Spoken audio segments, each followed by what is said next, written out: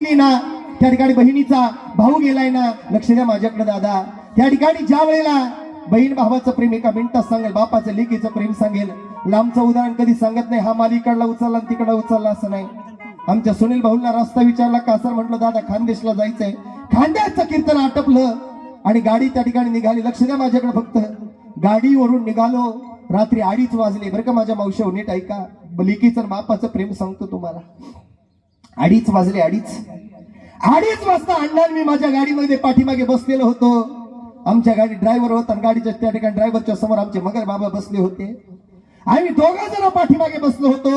2:30 वाजता बापजी बाबाला फोन आला. म्हटलं कोणाचा फोन आला असेल हो अण्णा, कोणाचा फोन आहे हो? अण्णा म्हटले माझ्या राधाचा. 1 मिनिट थांब, बोलू नकोस, काय म्हणते विचारू दे. फोन काढला, काढायला लावला. ताई काय ग? काय नाही अण्णा. ताई उठली होती का झोपेतून? नाही अण्णा.